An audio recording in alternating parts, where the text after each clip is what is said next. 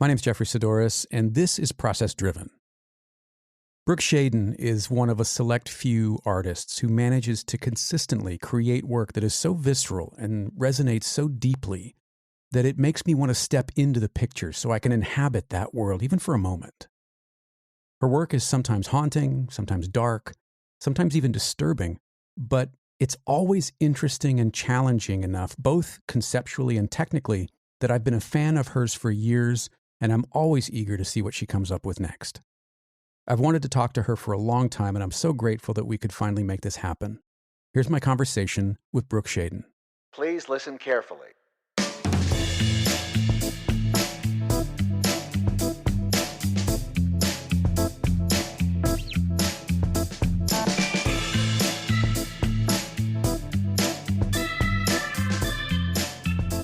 When I look at your body of work, I mean, obviously, there is such a massive amount of imagination that drives your work, but there's an equal amount, I think, of technical skill.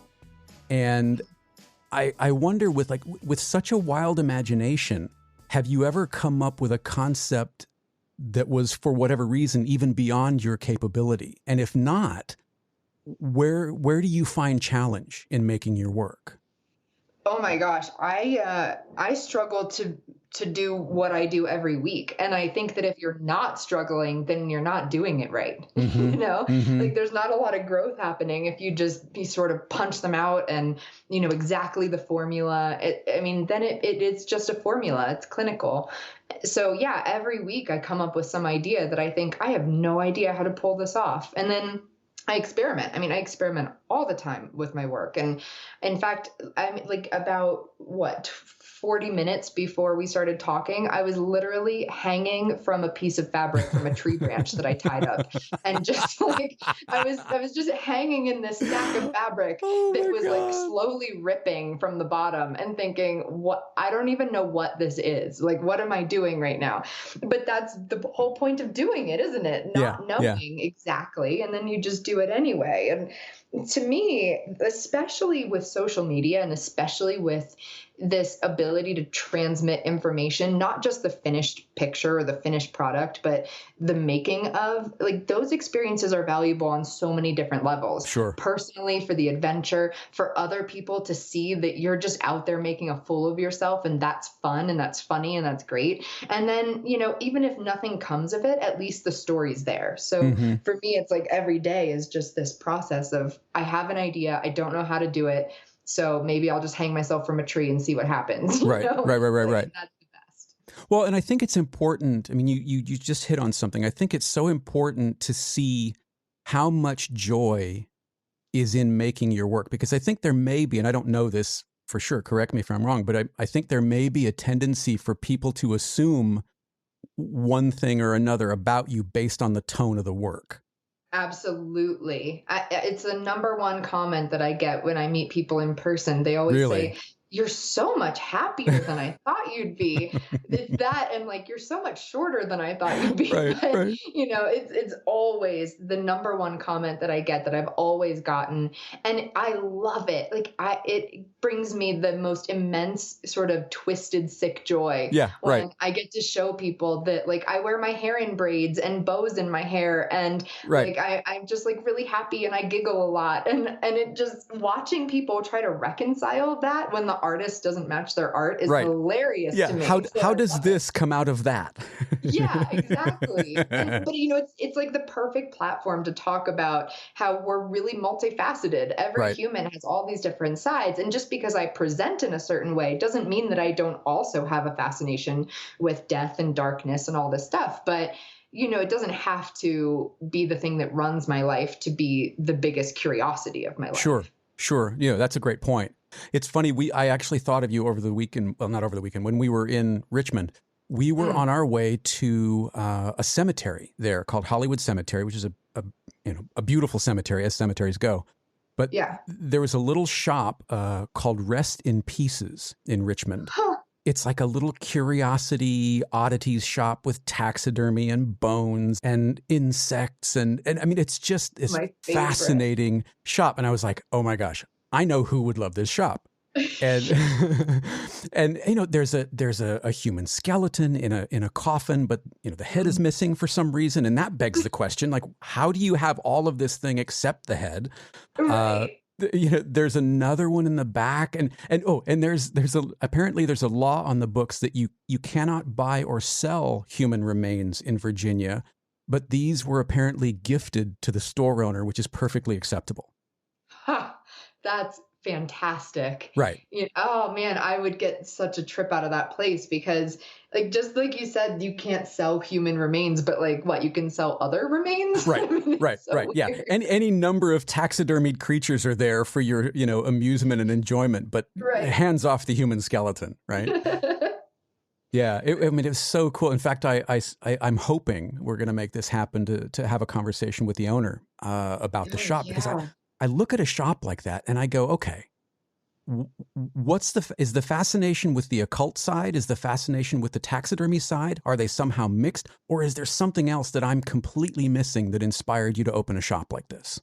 Yeah, I want to ask that same question. So let me know when you ask them, because I have my own answers of, why I love dead things and why I create dark art. But when I see other people do it, I have the same reaction to them that people have to me, which is like, what made you do this? Right. Like, of all the things, what is it? Yeah. There's a series that you've done, and I don't remember the name of the series. It's a series of 3 circular pieces that I absolutely love. Thank you. Absolutely love them. I think that and Begin Again might be my favorite bodies of work that you've done. And I don't know why that is, but especially Begin Again, it resonates so deeply with me for some reason, and I can't tell you why. But every piece in that series is really, really lovely. And then to watch you do sort of the behind the scenes of it with the beetle kind of was it in a pair of tweezers, it looked like? Yeah. With Photoshop as such a sort of ubiquitous tool now, I think there's an assumption, and there probably even was on my part, that you just found a stock image somewhere or photographed a beetle or whatever it was and then composited in. But taking that extra step of being present with the actual thing, I think adds something to the work that you wouldn't get just pasting it in. Absolutely. And for me, it's the whole reason for doing it. I want that experience, especially because I found with photography in particular, that when I do a photo shoot, I retain the physical memory of what it felt like to be there in that moment. So moving forward, if I just used a stock image, I would never have a memory of that photo. Like, it just wouldn't stick with me for any reason, even if it turned out looking exactly the same. So being able to feel what it felt like to sit in my garage and hold a beetle up to my face and then like drop the beetle and scream as it looked like it was skittering across the room, even though it was very much dead. That's it for me. That's why I'm doing it, because I want that moment where I feel uncomfortable. And I love feeling uncomfortable. Like, if I'm good at anything, it's that. I am so ready to embrace being uncomfortable. And so that's why I'm like, out there doing weird stuff for my art, because I don't know, why let someone else photograph that beetle if I could do it and possibly, have nightmares that night, but like, it's worth it, for having done it. Well, I mean, now that you mention nightmares, I mean, that's something that I've been reading, because I love doing the research, and thank you for having so much incredible material to read and look at when I'm doing research. I love the research part of these. Yeah, I really do. So I'm reading about these night terrors. Yeah. Is there some part of this, and I think I could guess at an answer, but I'd rather hear it from you. Is there some part of this that's therapeutic in facing the fears that appear in the night terrors, or is it something else? It's absolutely that. And it always has been that. Even before photography, I went to school for filmmaking, and I made really, really dark films about the things that I was afraid of and the things that I had nightmares about. And then when I picked up my camera, it was the same. And I realize now with hindsight that it wasn't just, I'm interested in dark things, I think it's cool, I think it's fun. It was, I have always had a massive problem with fear my whole life. From my earliest memories, my memories are pretty much just me being scared in different scenarios. And I realized that I was using art to take control over those things that I Right. felt out of control with. And I think that's why a lot of people create. Mm-hmm. For many reasons, but there's often an underlying feeling of I want to gain control over something that has felt out of control, whether it's your subject matter, your way of creating, whatever it is. So for me, art is the process of control. And that's largely why I shoot self-portraits and I shoot by myself. And, everything that I do is sort of this psychological, really kind of messed up way of just getting control over every part of my life that I possibly can. And do you find that it helps, or does it keep the fear at bay at least? Like, how do you quantify whether it's effective, or I guess how effective it is?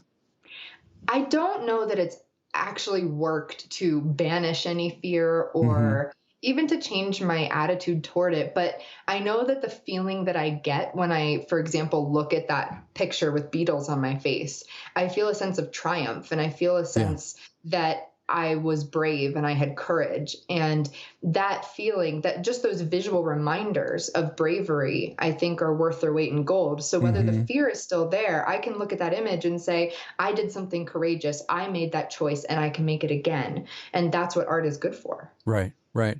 Could you go that one step further in using, sort of real live? There's a video out. I don't know if you've seen this. There's a song by Billie Eilish where she's got a tarantula coming out of her mouth. And, a lot of the comments were like, oh, it's CG, it's fake. And she posted a behind the scenes video of like the tarantula wrangler, I guess. I don't know what you'd call them, placing this thing in her mouth. And then she sort of opens her mouth and it crawls out. And I couldn't do that. But could you get to that next level of is that another level of kind of tackling that fear, or is that an unnecessary almost indulgence in that way? Well, I'm all about those kinds of indulgences. My theory is that, at least this is how I feel for myself, that anybody can suspend fear for a short amounts of time. So like if you ask me to, put a beetle in my mouth for 30 seconds, could I do it? Yes. Would I do it? That's a whole other story because I don't believe in using animals in my work from a moral standpoint. But outside of that, theoretically, would I do it? Yes. Would I look forward to it? Yes, I would. I mean, I live for those moments where I push myself to the edge, and knowing that you can come back from it, though. I think that's where I draw the line, is like, I'm not going to do something dangerous for the sake of saying I've done it. But if it's a genuine fear and I know that it's a short time, anybody can practice bravery for 30 seconds. Right. Well, and it seems like, kind of, you've alluded to it before, that you remember the experience, or the experience has a deeper effect than the final product almost. Yes, absolutely. I was just thumbing through this new book that I just put out, and I'm looking at all the images in it, and it's every single page that I turned to, I was trying to pick out images that I could tell stories about. And every page that I turned to, I was like, oh, I remember that one. Oh, I remember this one. Like, you just know, not just the memory of like, everyone remembers taking pictures, but it's the memory of like, I remember what it felt like to arch my back in that way and which muscles hurt the next day and things like that are just so physical and so visceral that you can't trade that. That's the point of it. When I look at your work, I'm curious about where the inspiration comes from, because I have in my head, I build these little stories in my head of where these things come from. And I would imagine that not only are you incredibly prolific behind a camera, but you've just finished your first fiction book. Yep. Is there more inspiration in your life from the written word as an avid reader and a writer than there is from other visual work? Oh, 1000% yes. Yeah. I am incredibly drawn to the written word, way more so than anything. My first career choice when I was a kid was to be a writer. And then, reality sets in, as they teach you in school, that you're never going to make money being a writer. So I thought, well, then I'll be an English teacher. So in my mind, like growing up from probably like 8 years old to 17 years old, I thought I was going to be an English teacher. I had no other career plan in my head. I just thought, well, that will get me closer to reading and writing. And, I've always had a passion for teaching. So I always thought I would do that. And it's really funny the way that my life turned out, which is really unexpected because essentially what happened was I got praise, like real praise for the first time in my life for a short film that I made. And in my mind, it was like the combination of I really enjoy this, but also I feel validated in it. And so I went in a visual direction, but I still am surprised that I did. And it's been a long time since I've been doing visual work, but I'm still surprised that I ever even bothered with it because I still love writing more and I love reading and I will always get inspiration from that. Do you remember what the first book or short story or whatever it was that you really connected with reading? Yeah, there were a lot, but I think there was kind of a turning point when I was in high school. I remember reading Brave New World, and I really just felt so connected to that book for so many different reasons. I read a book by Italo Calvino called Invisible Cities, and that was really interesting to me because it was essentially a fictional conversation between two historical figures talking about cities that don't actually exist. And it was all sort of an allegory for something else. And I became really obsessed with symbolism and allegory. And that led me to finding the deeper meaning in everything that I read and everything that I saw. I became that really annoying kid in school who was like, I think this is a symbol for this, and like, really pretentious about it. Other kids are just rolling their eyes.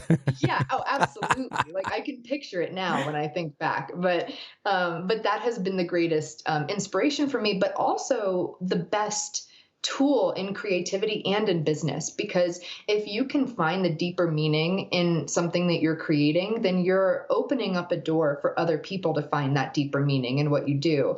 So being able to connect to the symbolism in my art, no matter what it is that I'm creating, I honestly think that has been the biggest open door for me in terms of having a career doing all of this stuff. Yeah, it's a fascinating arc. And again, I don't know much about your background in terms of your personal life, but from a career standpoint, it seems that you've done two things. You've carved out this sort of niche for yourself, but you've also, maybe even single-handedly, because I can't think of anybody that's doing what you do the way you do as much as you do. You've kind of created this market that exists now. And I wonder if there's do you feel that? And do you feel a pressure, especially because you kind of alluded to social media earlier, is there a pressure to release more and more and more because you are so well respected kind of within the industry now? Well, I really appreciate you saying that. Thank you. I used to feel a ton of pressure, and I'm a very anxious person by nature. So I have really high standards for myself, really high standards for people around me. It's not really very much fun to be my friend, I think, overall. But those Oh, come standards, on. No, I promise you, I've really I can really be judgmental with people. It's a flaw. I'm working on it. But in terms of, the work that I make and how I put it out there, I tend to take the expectations of those around me and put them on myself and really hold myself to those standards. So I went through many, many years, most of my career, where I felt really this terrible struggle between what I want and what they want, and they being anybody who may be looking at my work. And I started to realize not that long ago, maybe just a couple of years ago, that way of thinking is really just an enormous amount of ego, to say like, they want something from me, they need my art. And I just took a step back and said, I don't need to project that ego onto the world. Like, that's not how I should be behaving. And not to mention, I take great pride in trying to pioneer different ways of creating and writing and thinking and putting that out there. And I don't want the way that I'm projecting my persona, my business, to be one of desperation and people pleasing. I want it to be that I'm creating on my terms when I feel inspired to create, and to put the message out that that's enough, that it's okay to do things on your terms. And the people who really care will still be there at the end of the day. So I've taken a very new approach, especially in the last year, of just making when I want to make, not making when I don't want to make, and then sharing about how that feels. When I feel anxious about not creating, what does that feel like? When I'm happy that I am, what does that feel like? And I think ultimately it just gives more permission to other people to do the same. But it also, the more you project that confidence in whatever amount of work or type of work you're making, I think that helps to elevate you in a way in a lot of people's eyes, in saying, this is somebody who isn't beholden to the masses, who isn't beholden to the they of the internet. And there's a lot of power in releasing that pressure. Right.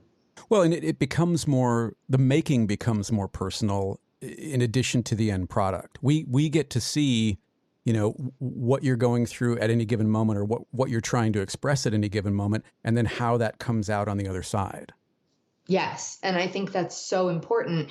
I was just shooting something the other day. In fact, I was creating one of my circular beetle pictures, and I was sharing how I did this photo shoot with this beetle on my bed, and it was really fun and funny, but then the picture just didn't turn out right. And, I kind of shared a little snippet of the image and kind of said, okay, I'm quitting this. I'm going to start again tomorrow.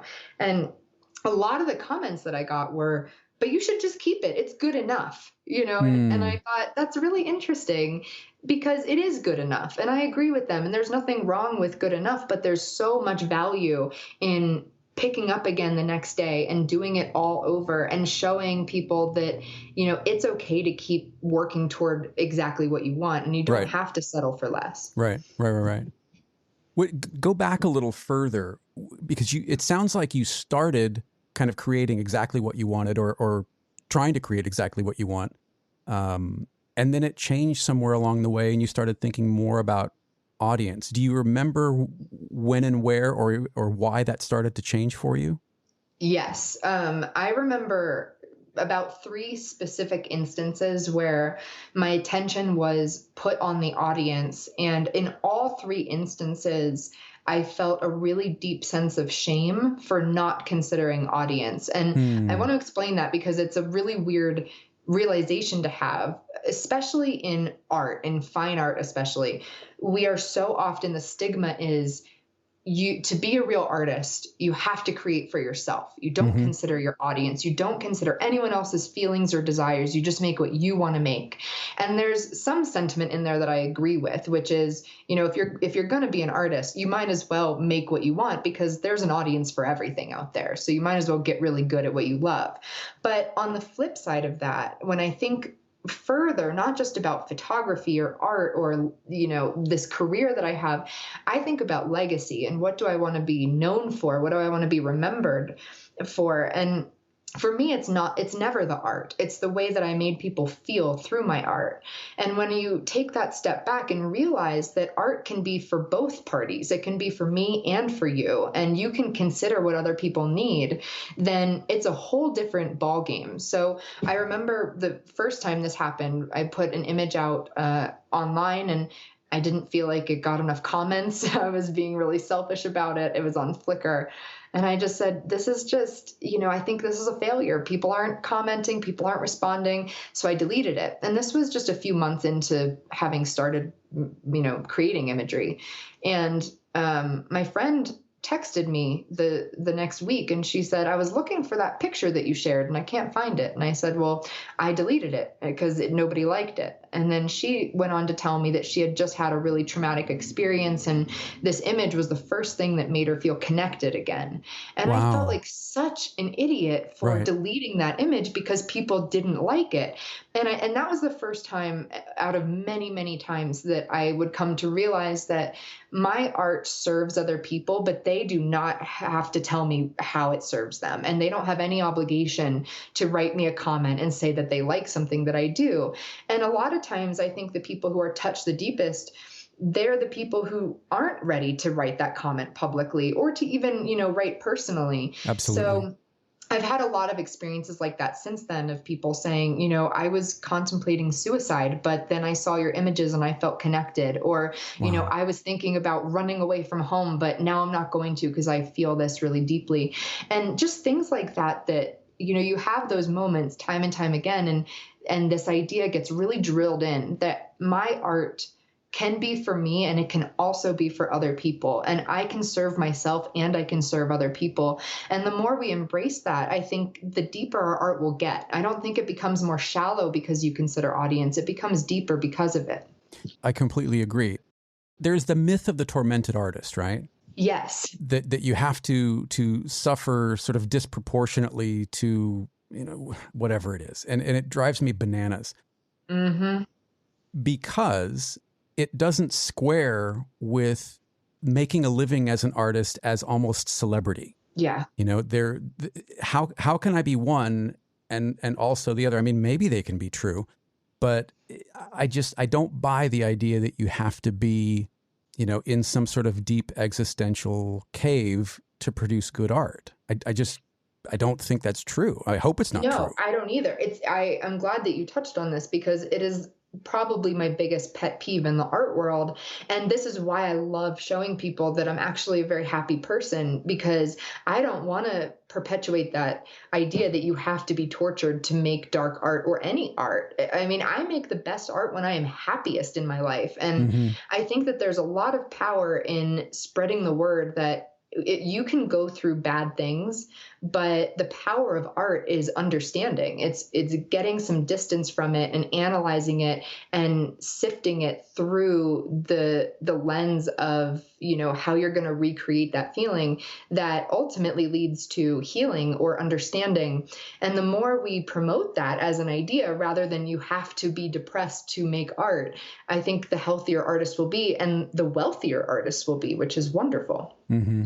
The creation process itself is hard enough without also saddling yourself with, I have to be suffering beyond, the creating in and of itself in order to make this work.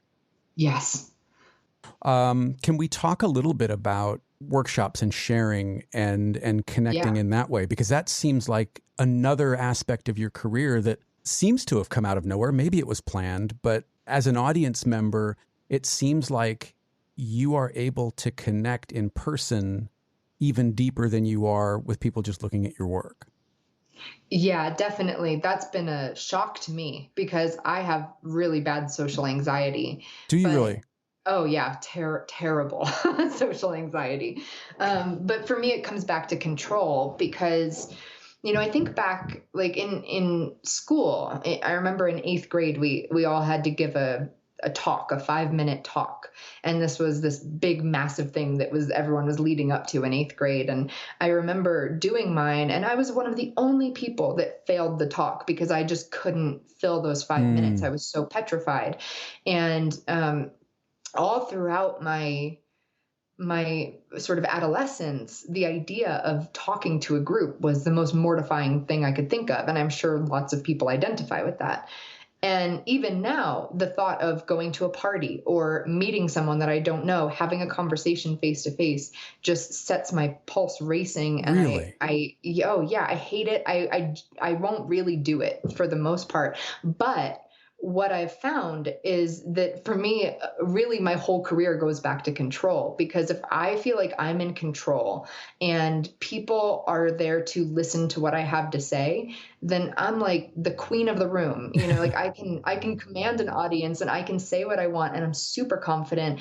And for me, it's just all about the context of the interaction. So, I've taught private workshops, one-on-one, big workshops. I've hosted my own convention. I run retreats. I do mentoring. Like for me, I've really expanded the way that I can interact with people as long as it's on my terms. And as long as we both understand the terms of this agreement, right. We're not sitting sign here to accept. Together. Yeah. Like I'm going to hold a microphone and that's how this is going to go. Right. And then I feel really wonderful about it. So when you come off of something like a Creative Live, for example, where there's not just an audience, but there's all sort of technical people and you're being looked at as kind of the center of attention for this. When you come away from that experience, do you need time to sort of, I need to be by myself and regroup and sort of recharge? or are you good to go? It depends really, because I'm not uncomfortable being the center of attention, and I'm not uncomfortable projecting and teaching and, sort of putting all of my energy into that. For me, it's more so just how uncomfortable did I feel? So if I feel like I'm in control, then I'm good to go. I remember, in fact, you brought up Creative Live. When I taught my first Creative Live class, we had, I think, 6 or 7 audience members there. And when we finished filming at 4 p.m. every day, I would take that group of students out to dinner every night, and we would go shooting every evening and talk until late in the night. And we did that every day for a full week, pretty much. And so for me, it's not like, okay, I've taught something, now I have to go be by myself. It's like, how can I just keep holding on to that sense of control and like keep giving back to people as much as I can? And I think I've even found a lot of my self-worth in that. And not in an unhealthy way, in a really good way, in the sense of, I know myself well enough to know how I can give to people in the most efficient and non-taxing way possible. So I'm going to do it when I can. I don't know that I'm the opposite, but after this, I will need some time to just sort of decompress. I will need some time to just let it go, and I'll reflect on it later. And if I'm doing a group discussion or a panel or when we used to do photo walks, remember when you used to be able to go out in the world and do photo walks? Yeah. I would need to sort of sequester myself a little bit away and sort of refuel, because it takes an extraordinary amount of energy for me to be on, quote unquote. Yeah, no, I totally get that. And that's how I feel in a personal situation. So, you go to these like conferences and stuff where, you're not forced to go to parties, but essentially, I'm at these conferences and different people, brands maybe, say, meet me here at this place. And I end up in these situations where I almost always have a panic attack in these situations. Almost always. I remember very specifically the last one I was at before, pre-pandemic. I went into this massive dinner that a company was having, and it was like I knew maybe one person who wasn't there yet. There were about 60 people seated at this massive table. And I went in and I sat down and I looked around and I just couldn't breathe. And I ran out of that restaurant and just sat on the sidewalk in New York City, just hyperventilating, and decided to just walk away. I just left. I was like, I'm not even going to say anything to anybody. I'm not going to pretend I can do this. Yeah. Yeah. That's happened a million times to me where I'm, in an elevator, the doors open, I see the party. I just close the doors and go right back up. Nope. And, so I fully understand and appreciate what you're saying, because, I don't do well in most situations, truly. Mm-hmm. How helpful is, and I was so happy to see this, I can't even tell you, in a video, I don't remember even what video it was, but I noticed you've got a tattoo, "Fear is the Mind Killer." Yes. And I was like, oh, I know what that's from. Yeah, Dune was a massive influence on me as Same. a teenager, and since then I've read it like 3 or 4 times through now, and it's like my guiding light. I go back to that book all the time and take the principles from it all the time, and try really hard, really actively to apply it to my life, which is why I'm always like in that elevator, opening the door to a party to be like, well, maybe today's the day that I go to a party. Right. But the thing about the quote, "Fear is the mind killer," is that I think it's a little bit two-sided. There are fears that are very much worth overcoming because they inhibit the life that you want to live. And then there are fears that kind of live on the periphery, like me and my social anxiety, where I don't want to live that life. Like I have no desire to be that person that's social and that goes out and talks to people. So I would rather build my life around what I want it to be than some social ideal of how I should be. Right. So for me, that quote isn't really about like tackle everything that you're afraid of. It's tackle the things that stop you from living how you want to live. Has that been hard to reconcile as you get more kind of well-known and expected to be sort of out in the scene, as it were? Is it hard to reconcile that with professional and personal life? No, actually, it's become a lot easier. I find myself just growing in confidence that I can skip a dinner. I can say no to a party. I can say no to a brand in general. I can say no to whatever. And I've grown in confidence that those decisions will open up other opportunities, and that's okay. So, Mm-hmm, mm-hmm. I used to live in fear of it. Like, well, if I don't show up at this party, then, this person isn't going to want to hire me for Right. this job. And, Right. and If I I just say don't no to think that's Sony, true. then Panasonic's not going to ask or whatever it Yeah, is. yeah, Yeah. Yeah. Yeah. exactly. So, yeah, I don't buy it anymore. I just Hmm. tell people right off the bat. And in fact, I've done this for a lot of the people that I have partnerships with, where right when we start talking, I'll say, listen, you may expect this of me, but let me recalibrate your expectations because this won't happen. And we have a lot of Oh my God. conversations. That's so great. Because there is this perception by an enormous group of photographers that being the ambassador or the whatever the global brand, blah blah blah, that's the peak, Right. right? That's the pinnacle that they're trying to get to, and they'll do whatever it takes to have that Yeah. on their Instagram profile or their website or whatever it is. Yeah. And it is so incredibly refreshing to hear you say, "Look, I'll play this game, but I need to do it this way. Are you still in?"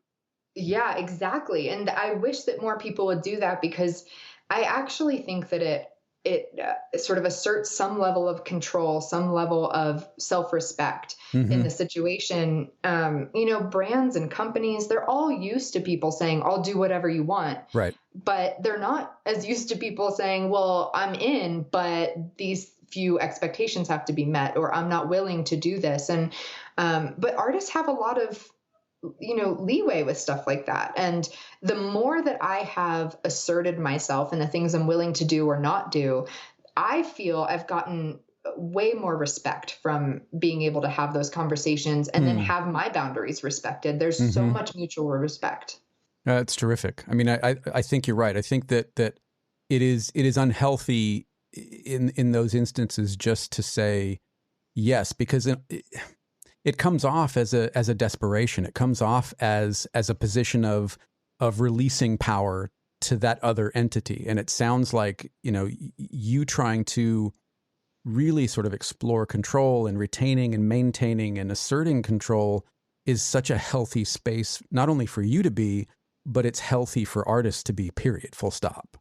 Yes, I completely agree. There are so many ways that artists have their control taken away from them.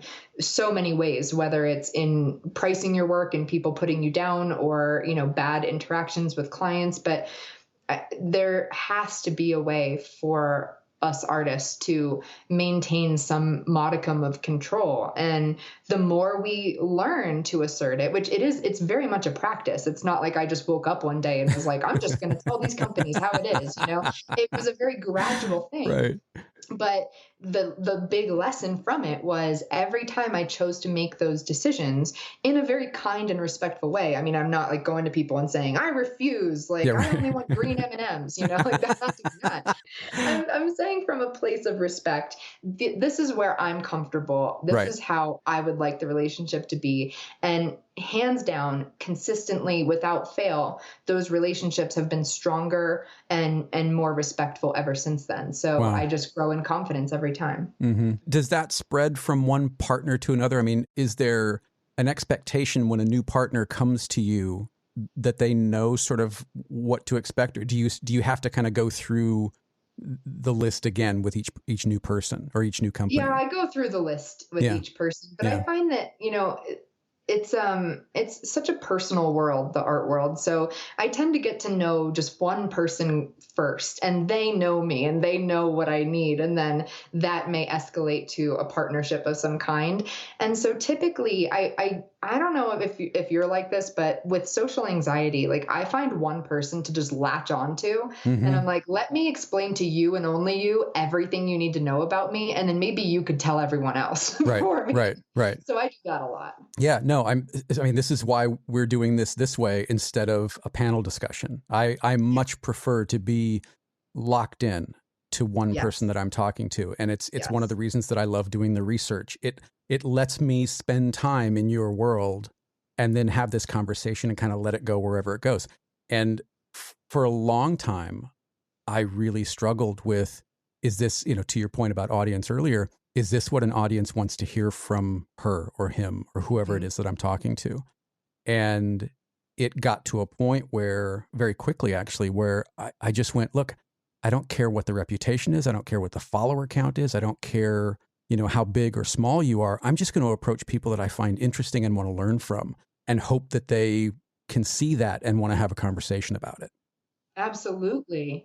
And that leads to the best conversations, therefore the best content, therefore the audience who wants to hear it will find it. Yeah, I hope so. And I think that's in a very similar way. That's why I resonate so deeply with your work, is because you craft every single thing on that image. Everything is there because you want it to be there and that you've thought about it, I'm sure, over and over and over again. And I have this immense respect for effort. In fact, I'm doing research on this is going to come out of left field, but I'm doing research on Todd Rundgren because I don't know much about him. And I've been listening to interviews and watching little things. And he said that effort increases value. Yes. And what a thing to say. Is that Absolutely. great? I mean, I kind of want to get that where your fear is the mind killer tat is on your forearm. I kind of want to get that on me, like effort increases value. And it may not increase value for the end user. It may not increase value for an audience member. It may not increase value for a viewer. But I think for the artist, for the craftsperson, for the maker, that is absolutely true. I totally agree. I read a lot of project pitches and artist statements and stuff like that. And the thing that I find that's missing most often is just this feeling that like they can't not think of everything. I want an artist to be so obsessed with the world that they're building that they have to sit there and brainstorm every little detail about it. And that kind of specificity is often lost because we're so desperate to get our work out faster and faster and more of it that those details get lost. And even in my work, I think the thing that I am saddest about in my whole career is that I have given into creating a lot of work very fast. Not that it wasn't meaningful and that I didn't love it and that it doesn't, mean something to me and others, but I really sort of lost my way of looking at all the details and trying as hard as I could and putting that effort in. But that's something that I've recognized and now I'm remedying, because I do think that the greatest value an artist can bring is their best effort, their fullest effort to something, because that's what most people will not do. Right. How do you see your work being different, slowing down? How do you see it changing if you allow it more room to breathe and don't? I mean, it doesn't feel like you're rushing things out, but if you do give it more time, how do you see it changing? Well, I'm trying to be more, like I like to say, oniony with my work. Like I wanted to have more layers and deeper meanings. And so for my journey has very much been, I started out photography and I made an image almost every single day and released it the same day. And I did that for a long time. It was a monumental effort to make that much work, but the images were very simple. It was me and a white wall and some texture and, not a lot else going on. So my journey has been about not just slowing down for the sake of slowing down, but letting ideas really ruminate for a very long time before I act on them. And this, my latest series that I'm putting out in January is very much a product of that, where I had an idea in my mind. This was in 2016. I had the idea. Wow. And didn't feel like I was ready for it. Technically, conceptually, I just felt like I needed more time. And it was the first time that I thought that. And I remember thinking, wow, that's real growth, to recognize that I'm not ready for this idea instead of just rushing through it. And then I started shooting it in 2017. And then I scrapped everything that I shot in 2017 and 2018. And then I restarted the series based on sort of revelations that I had about not how it should look, but how I wanted it to look, not how it should feel, but how I wanted it to feel. And the result has been that, this series has been in the works essentially for 5 years. Right. And I've decided to make it my first mixed media series, my first series really diving into the grotesque and dark art. And And so the result will be a whole show of about 35 pieces that are all mixed media, acrylic, dirt, bone, sand, sculptural pieces, Love it. interactive art experiences. And that's really special for me because eventually you're going to grow out of yourself. Eventually that shoe that you put on when you started photography doesn't fit anymore. It falls apart. And I got to that point where it was falling apart, where what I was doing became old and it became predictable. And I want to surprise myself. Right.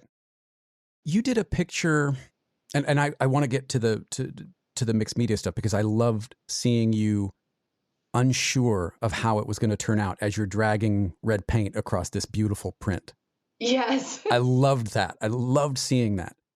You did a picture, and it must have been a couple years ago now that I remember, where you were covered in butterflies, I think. Mm-hmm. And I don't know if you were painted or you painted on the surface of that photograph. Do you remember which one I'm talking about? I do, and I know which one you're talking about. Is it more close up? Yeah, it's from what I remember, it's like maybe belly button to top of your head, and there's a lot of texture on your skin. Yes, and I know exactly what you're talking about because it is my favorite self-portrait that I've ever made still. And yeah, I painted my skin for that image. So was that the beginning of the sort of rumblings or murmurings of including paint? Because there's something different about that image that really stands out for me, and I love it. You have no idea how much I'm so happy to hear that because it's always been my favorite, and I can never pinpoint exactly what it is of why it feels different, but it does. And actually, I can really draw kind of a through line to mixed media from my very, very first images, where I really wanted to put a lot of texture into the images. And then that texture started to transform into, well, I don't just want texture on the wall or just overlaid on the image. What if I carefully select fabrics that have different textures that, go against what my skin looks like or what the background looks like? And I started to put texture into every single element in the image so that it felt just really tactile. And then I started painting my skin for different images like that one. And I started to notice that, I can make it look like a painting without actually painting on it. Right. And that was a big turning point for me. But then it was actually in 2020, last year, where I painted a piece of glass. I was painting on glass, and then I photographed that and I overlaid that onto an image of me. And I remember making those images and thinking, wow, like this is where I need to go. This is so exciting. I loved this. And I had sent it to one of my galleries, and she thought that I did paint on top of the print. Wow. So she was like, this is amazing. You have to do more of this. And, yeah. And then I said, okay, great. And then she wrote back and she was like, wait, you didn't actually paint on the print? And she was like, wait, you got to paint on the print. What are you doing? And so I thought, well, okay, I'll try it. And so I got a print and I painted on it, and I had no idea what I was doing. And then I realized, though, once I got it right, in my mind, what I thought was right, I realized that it's just adding something different, something new and unexpected. It's making it original instead of an additioned print. And I felt like that's where I needed to go. And in a sense, it makes perfect sense because I've never liked photography, ever. I've never enjoyed it really as a medium. So why not actually do the thing that you want to do? But for me, and probably for most people, it's, I don't know how to work with my hands. I don't know how to paint. I don't know how to draw. I can't do that because, the reason is because you've really never given it a fair shot before. But the narrative that you tell yourself is you must just be bad at it because you weren't good at it the first time. Right. So I've been trying to reverse that narrative and just try new things. And then, equally, I've been painting on my prints all week. And there are times where I'll get a glob of paint somewhere and my first reaction is that's wrong. And then I just take a step back and I'm like, you know what? Maybe I'll just make that my thing. Right. Maybe I'll just put globby paint on it. And who's to say that that's not right? And I've been really embracing that lately. It's so, I remember seeing the video that when you were painting, and you were very clear, like, I don't know what I'm doing here. I have never done this, but here we go. Yeah, that was my first time. Yeah. And it was so great to see that because as a painter, I have done 0 paintings that have turned out exactly the way I thought they would. 0. Yeah.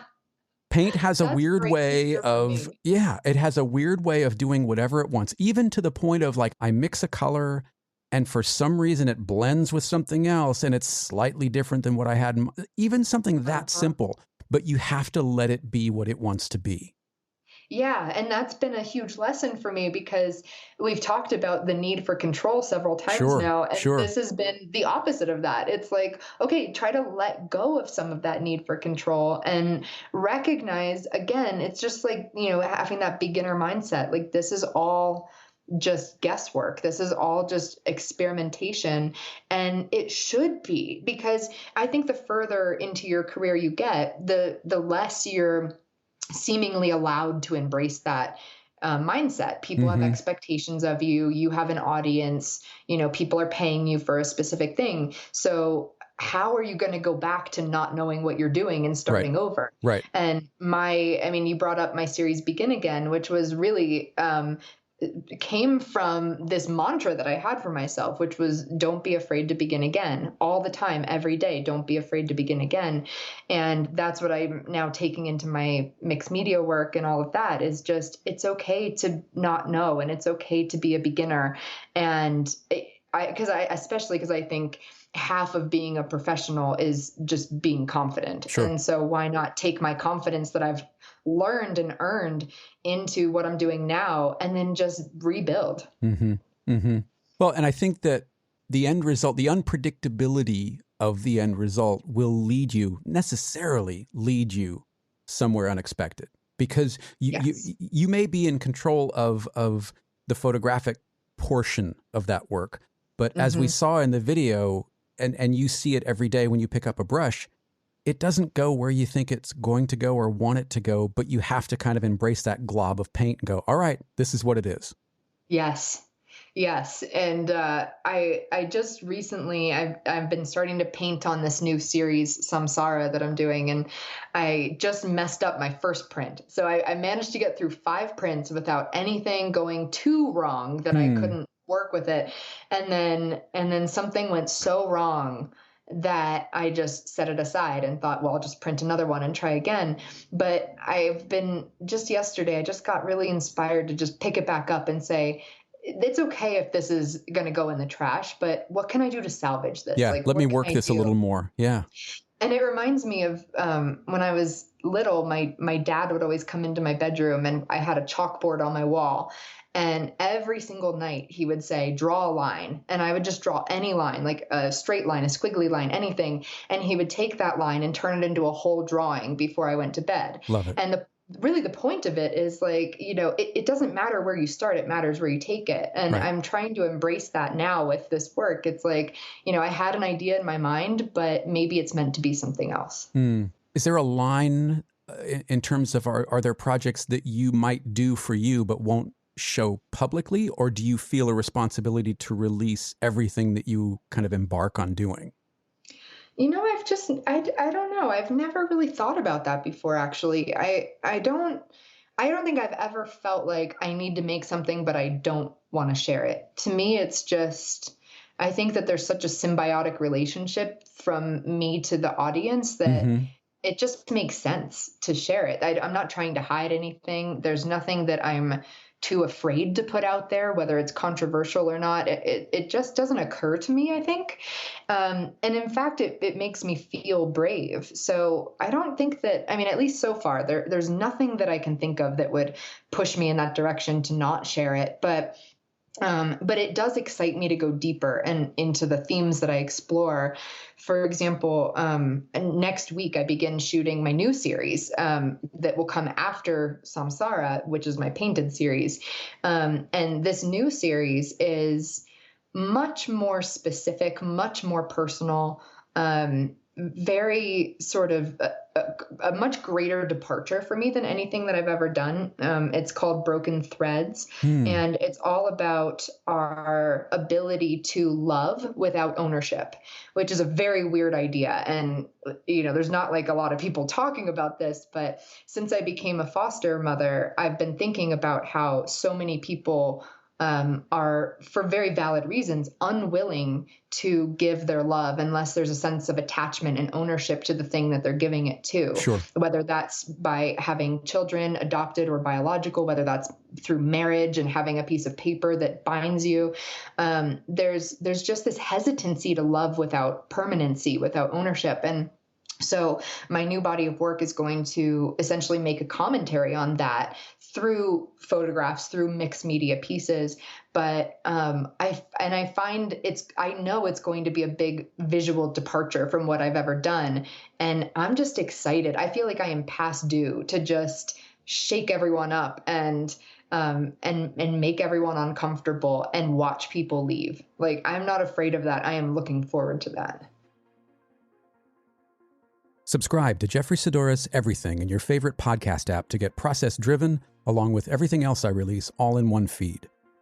Support the show and help others find it by leaving a review or a rating wherever you listen, and by sharing it on social media. If you'd like to take a deep dive into Brooke's work, visit her website at brookeshaden.com.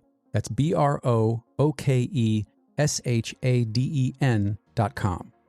She's just released a brand new book called Reflection, Exploration of Self, which you can purchase on her website or through Amazon or Barnes & Noble. And if you'd like to learn how she creates her incredible work, she's produced a number of online classes on creating fine art images, compositing, and turning concepts into productions. And you'll find a list of those on her website. Connect with her on Instagram at Brooke Shaden. Connect with me on Twitter and Instagram at Jeffery Sidoris, that's JEFFERYSADDORIS, or on my website at jeffreysidoris.com. I also produce a bi-weekly newsletter called Create and Release. You can find it on my website or by visiting createandrelease.work. That's going to do it for this episode of Process Driven. Thank you very much for listening. I appreciate your time. I hope you enjoyed it, and I'll talk to you on the next one.